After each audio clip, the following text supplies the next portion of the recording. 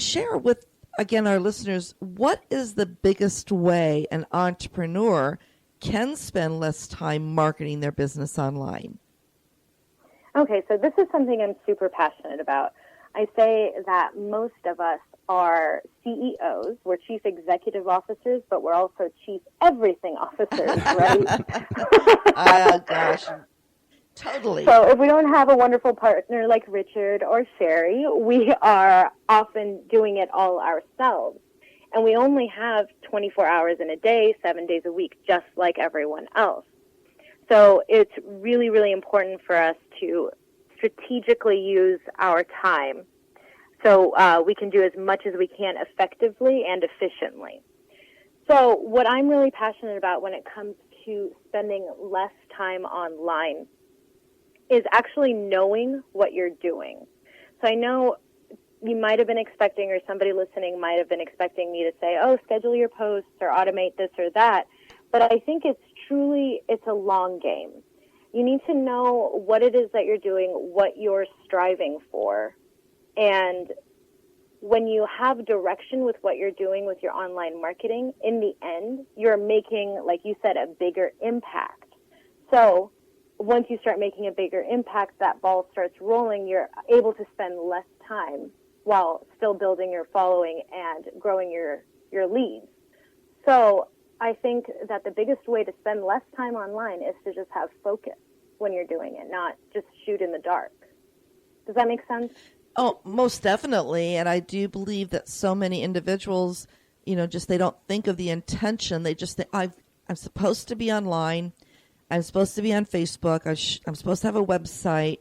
Now they're telling me I have to do email marketing, and they don't focus or know exactly what objective they have. They just know they're supposed to do it. So they don't know what they're doing. They just know that they're supposed to be doing it. Right. And I don't blame them either, especially because marketing isn't what they went into business for in the first place. Just like I didn't go into business to do bookkeeping or accounting. That's so true. And I think that we all have an expertise that's to be respected, but we can't all do it alone in business. So it's great that they even know to begin with that this is what you're quote-unquote supposed to do, because that means they have knowledge. But every entrepreneur, every business has its own history and goals. It's completely unique. So there is not a one-size-fits-all. No, exactly. I know that we both think the same way. We help customize their strategy because like you just said, there's no one size that fits all. Even if it's a like-minded business, they most likely have different objectives. They also have different ways of doing things. So it is customized. Everything, I know your training is, my training is, it has to be customized for the individual. So they get the best. Absolutely. They get the best efforts. Absolutely.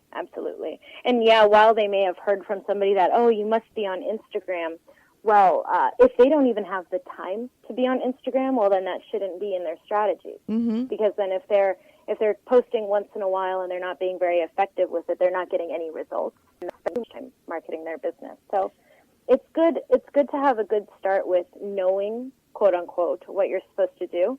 That'll give you guidance into really researching and seeing what's right for your business.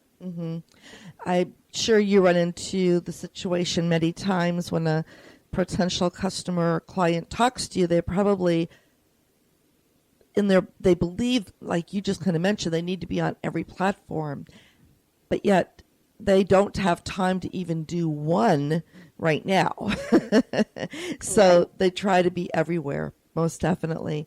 So what is, when someone asks if they need to be on all the sites, how do you explain that to them?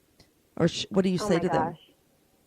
So I think if time, money, and resources were unlimited to them, then they probably could really benefit from being on all platforms. They could have this really robust strategy that ties together almost every social media platform, a really robust email marketing campaign, website, and so on. But who has unlimited resources, right? Yeah, I love it. But I don't think there are very many entrepreneurs that are really, especially startups, that have that. Yeah, absolutely. So it's really, again, important to stay focused. So say you are a startup, like a tech startup, you could really benefit from being on Twitter and Facebook, but if you don't have the manpower or resources to effectively run every area of your business and market on both, then just go to Twitter. It's okay to just do one not social media tactic, one online marketing tactic. Get really good at that and then expand. Does that answer your question? Oh, most definitely. I get excited and I just start rambling. And I'm you're not rambling. You're making sense, perfect sense. But here's what it is. Good. It's expressing your passion, and that's what people want. Is if they're going to hire a consultant, a web developer, a coach, or whatever, they want to know that you are as passionate about what you're going to teach them as they are passionate about what they want to learn. So it all comes together, and that's how the match is made. So please don't ever cut that back. It's great. Of course, I love it. And when I first, and this is kind of going on a tangent, but when I first started my business, I thought there were two options. I could either be an agency with an office and employees, or I could be a freelancer. But as I started delving into this world of entrepreneurship and coaching and kind of just more unique online businesses, I realized I could just run around and gush about what I love to do, and I could meet with other people who are so passionate about what they do. A lot of times when I'm speaking with a prospect, we barely even talk about what their online marketing needs are. I just want to listen to them talk about what it is they love to do. This is an amazing world that we're in. It's incredible. Well, talking about that, what are some of the common mistakes that you really see entrepreneurs make as they're trying to, start a business or grow their business? When they're starting their business or grow their business. So something I've noticed myself is that they're unbalanced or imbalanced in how they spend their time. So there's a lot of different things we need to do. We need to prospect. We need to do sales, our marketing, our admin work, develop those products and services, and deliver them as well. So what I've noticed with the entrepreneurs I work with, that a lot of times they'll get excited with one of those categories of activities, and everything else will fall to the side. So, for example, actually, for the first several months of my business, I loved marketing myself, and I would go to networking events, but I wasn't doing sales. I wasn't picking up the phone and calling anybody and selling my services. I would only really sell to people when they'd come up and go, "You do social media or web design, right?"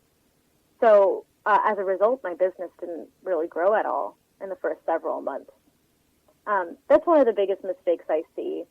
And then in terms of, and by the way, before I move from that, I wanted to say it's just simply a skill or a muscle that's that you're learning. Because in my experience, most entrepreneurs like us didn't go to business or didn't go to school to learn about online business. So it's a huge learning curve. It's a huge learning opportunity for all of us. So I like the word mistake.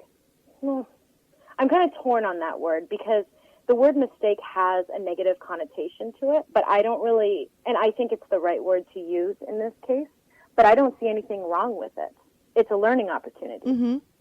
I totally agree with that. It's we can get so caught up in sharing our business, especially if you join a chamber of commerce, for example, and you start going to all the different events, and you start meeting new people, then you get into a leads group or a referral group, and you're meeting with them, and you're doing the one-on-ones. You can build those relationships, which all are very, very important.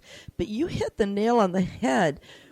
You also at time need to be focused on learning how to ask for the sale or ask for referrals. And that is, I believe, one mistake that I have witnessed myself do, as well as others when they first get involved in different organizations. They're told you have to come to every event, you have to get involved, or it's not you're not going to be able to meet people, and joining won't have any effect for you.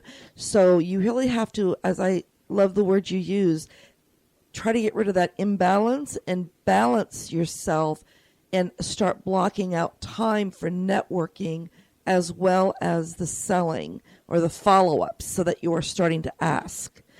That I would agree that is a mistake, and I think that word is okay to use in this because it's just about education that they need to understand more on that. I mean, a mistake at any level, whether you're a rookie just starting something out or you've been doing it for 40 years, a mistake is just nothing more than a learning opportunity when it comes down to it.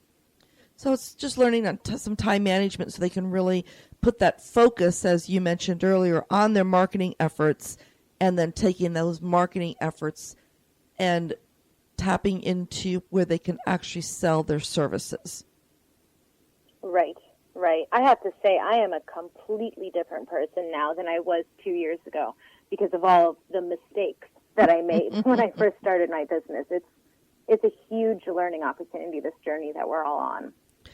Oh, we're ever growing. I mean, no doubt. I mean, I always say that social media or online marketing is still in its infancy. It's ever evolving, and we have to be ever growing, especially those of us that are in this industry, so that we can stay on top of all these curves that are happening so we can then better service those that are really looking for the knowledge we have to share. Yes. Richard? How does social media play into the web experience that we're talking about right now? You were talking about we need visitors to the website. Is social media that can do that, or can it generate sales by itself, or how does all that come together?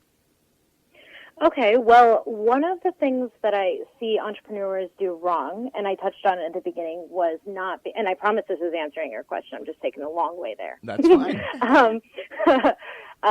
Is the lack of focus.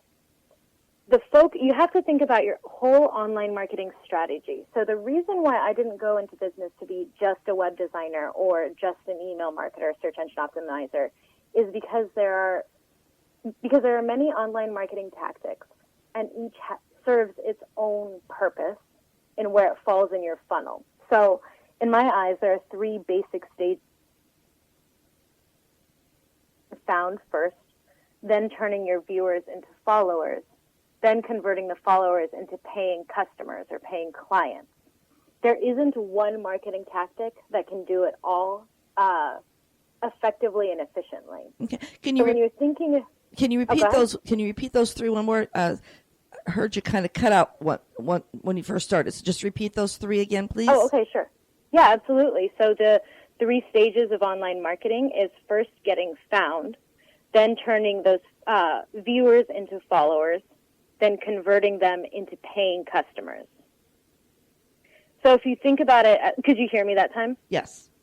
Okay, good. Thank you. So if you think about it like in sales, when they just find you, they're completely cold traffic. They're not likely to purchase from you. They want, especially if you're offering a service that's more high end, it's an investment. It's not like $2-3 like an app on the App Store. It's something that they need to consider. They need to know, like, and trust you, right? So with social media, where I see that fall is more towards the beginning of that whole funnel. It's how people first it's one of the ways people can first find you. It's to nurture your followers and develop that relationship with them as well. So I would say that that's not the strongest way to make sales directly off of your social media channel. However, it's not impossible. Depending on the quality of your followers and where they are in your marketing funnel, they may be very, very receptive to sales. Like if they are mostly clients or prospects, then of course they'll be open to hearing you. But if there are people who are there for educational purposes or they've just gotten to know you, you need to nurture them in other ways. So, like I said earlier, no business is the same, so this may not fit for everyone, but you may have your social media channel and then you funnel them to your blog where you have a free download, where they sign up with their name and email, and then you get their email address, and now they're in your email marketing funnel. You nurture them there, and then you may make the ask there, or have a webinar and make the ask there, and so on.